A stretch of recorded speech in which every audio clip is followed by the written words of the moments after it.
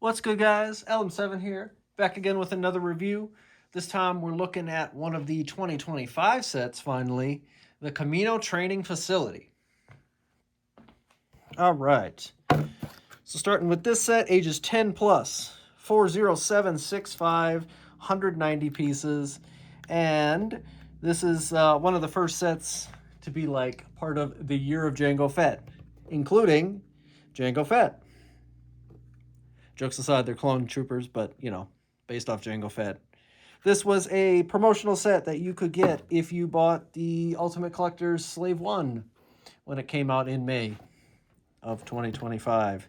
So technically this set is free, but I saw on the receipt the set comes in at $24.99 in the US and $39.99 in Canada. If you have to buy it secondhand, then you should know that it's about a $25 set. But that's kind of expected. As far as sets go, this thing is bizarre, to say the least. Here's a little back of the box showing a couple of the features and just some of the fun things you can do. It's frankly, if it wasn't a freebie, we'd probably never see this set ever, to be perfectly honest. So here's the instruction booklet, tiny. Again, white background, boring, boo. Nothing really spectacular with this particular set build-wise, but it comes in at 79 pages, so a kind of a small, quickish build. The pod is really the main draw here.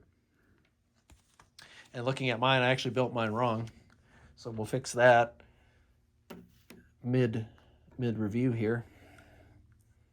I'm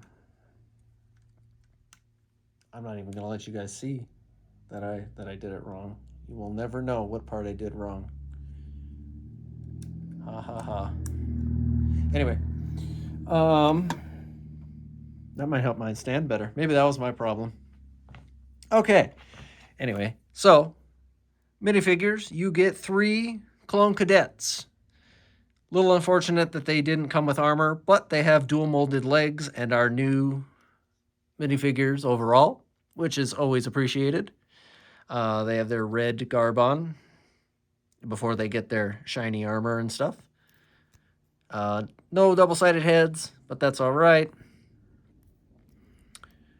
And like I said, yeah, dual molded legs this time around, red and black, and they all have a different blaster. One of them has a rifle, one of them has a pistol, one of them has a regular blaster.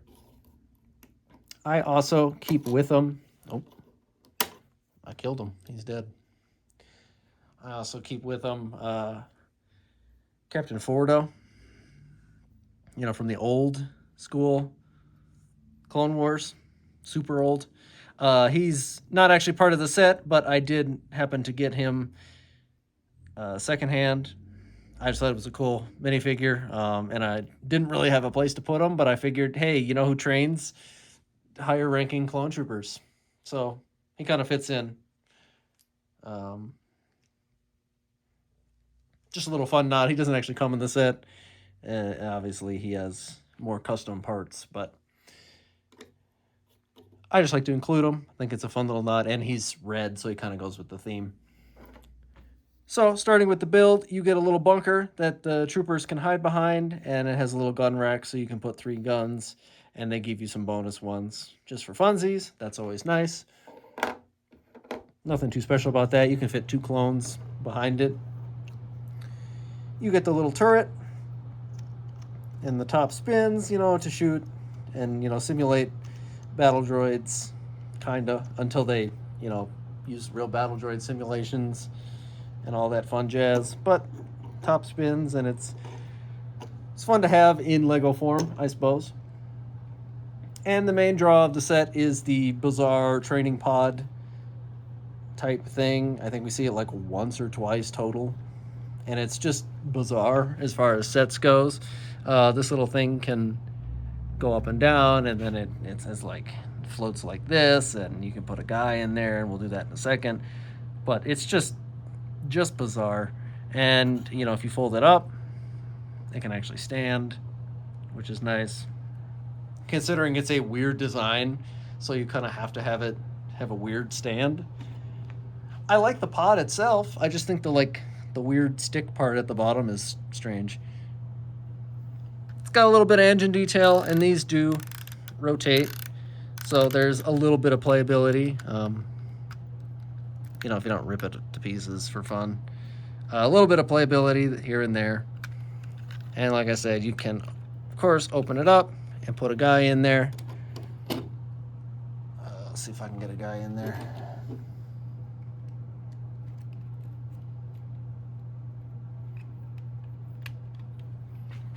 It does close, but I'm lazy, as you guys know, and I'm not taking the gun off just for that. But he does fit in there. And yeah, that's a little training pod. If you wanted to, you can make a tiny little scene. You know, maybe one guy is in a bunker or something. He's over here. Your trainer is over here. You got a guy over here. And you got two guys going against the guy in the pod and a little turret, and woohoo, there's your little scene. So as far as playability, you know, that has quite a bit, you know, especially for kids. A little bunker and a little cannon, you know. And the fact that it's free. You know, if you got it with the Slave 1 and you didn't have to pay for this set, it's a great set. Personally, I don't think... I think if you do find one for 25 or less, that's not the worst deal, but I don't necessarily think this set is worth 25. Definitely not worth more. If, you know, the second-hand market is charging a lot, then I wouldn't shoot for it. It's not super rare parts, so you can probably get the parts way cheap. I don't know, the parts are probably $10 or something, if you don't already have all of them. Maybe the windshield is the only thing you don't have like a spare of, because usually you use them for ships and such.